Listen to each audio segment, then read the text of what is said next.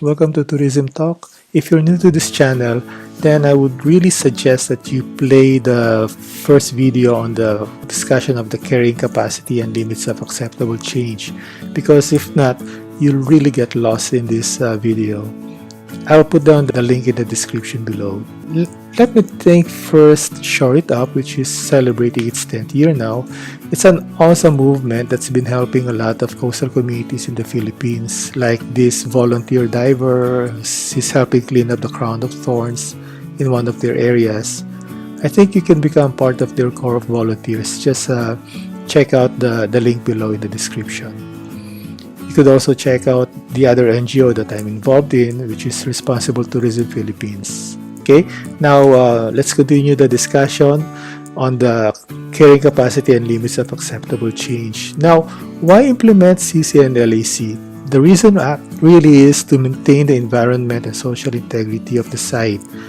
Now, those are heavy words, but to bring it at the level of our industry, which is tourism, the reasons would be to maintain the quality of the experience of the visitors and to sustain the tourism product. This is very important.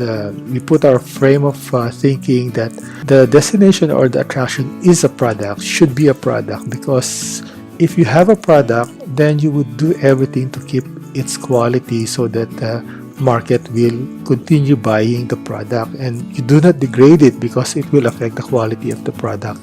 So that's one very important thing that we should consider in developing a new destination or attraction. Now, is it LAC or CC? Actually, they're not necessarily exclusive.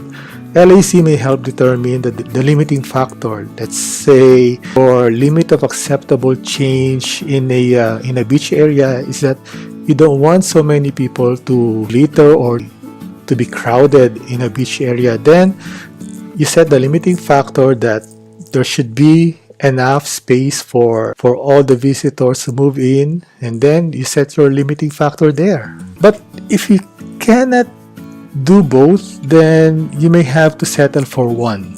They can stand alone as a single control mechanism or management mechanism. So what are some examples of the limiting factors?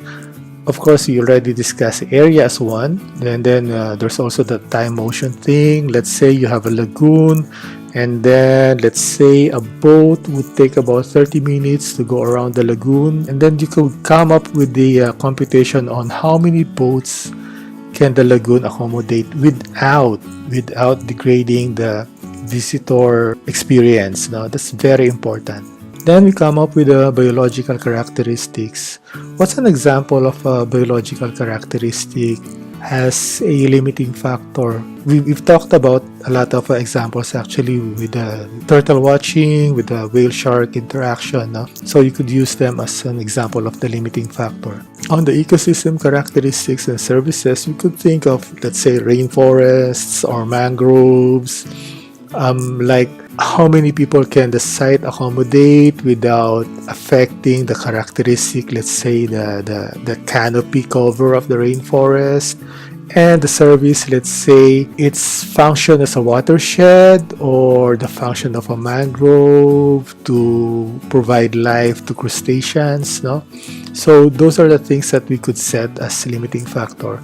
And of course, host acceptance, especially in indigenous areas or communities, you really have to ask the hosts or the communities whether, number one, they would want tourism to come in, and if they do, up to how many people they can tolerate. Then you can base your limiting factor on that. Very important also is a guide to guest ratio, especially inside caves or forests. It's very easy to get lost inside a cave or a forest, even just one wrong turn and then you have a lost guest. The last one would be quite surprising, or anything you can justify. In the first video we talked about carrying capacity as should be science-based. No? Largely yes, but if you cannot think of anything but you have to come up with the carrying capacity and then you want to come up with a number, it has to be justifiable. I'll show you one example. This is in Hawaii, in Hanauma Bay. If I asked you what is the carrying capacity of this beach area, would it be the white sand beach? Would it be the coral area? Would it be the swimming area? I'll give you 2 seconds to think of what the carrying capacity should be, or where do you limit the limiting factor? White sand beach, swimming area, reef area. The answer really is surprising. It's the parking area. Because if you base it on the white sand beach, it could be in the hundreds or thousands. And then you have another portion here, and then you have another portion probably here. So it could be thousands and thousands, and it's really hard to justify. But if you use, well, they use the parking area as a limiting factor, then it became easy for them to justify the carry capacity. However, now this is a bummer actually. We've done a lot of discussion on the carry capacity, and now there's this however. Carry capacity is just a number.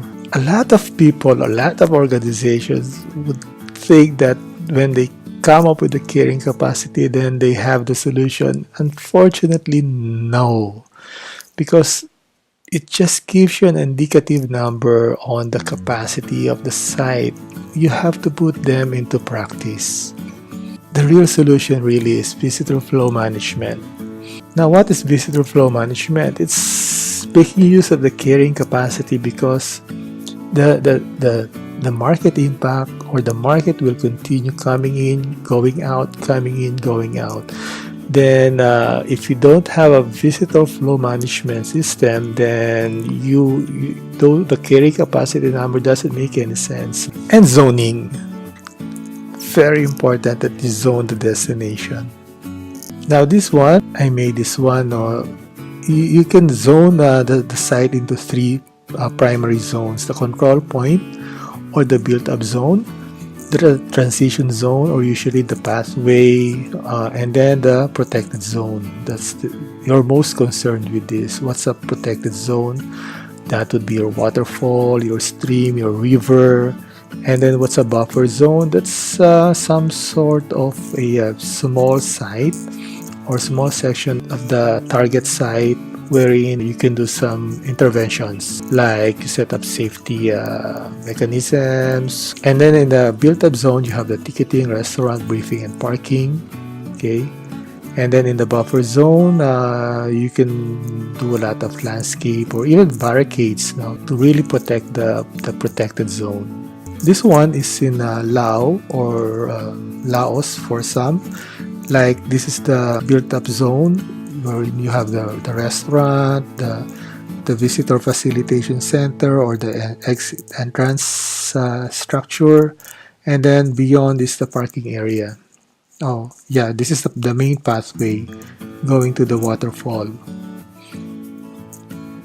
And then this is the restaurant where all the visitors can stay in. The area offers a waterfall, and you'll be surprised if you're here, you don't see the waterfall. You use the transition zone or the pathway, and then you'll pass through this site, and then there's a small bridge which will lead you to the waterfall. Now that's opposite to what a lot of development or a lot of local officials have been used to, or even the industry have been used to, that if you have a waterfall or a river, then you must build some structures beside the waterfall or a river. That's not true anymore. I really hope to see more and more of the attractions in the country coming up with this model, that you don't have to bring in everything beside the attraction. That to lessen the impacts of tourism, you have to bring out the development, and in so doing, you increase actually the allowed daily visit, and then you come up with this visitor flow management system. No? I think we're done with the discussion on the carry capacity and limits of acceptable change. Please like, subscribe, and share. Now, if you want some items or sites to be discussed, just put them down in the comments below, so we could probably discuss those sites. Now, if you have any recommendation, just tell me.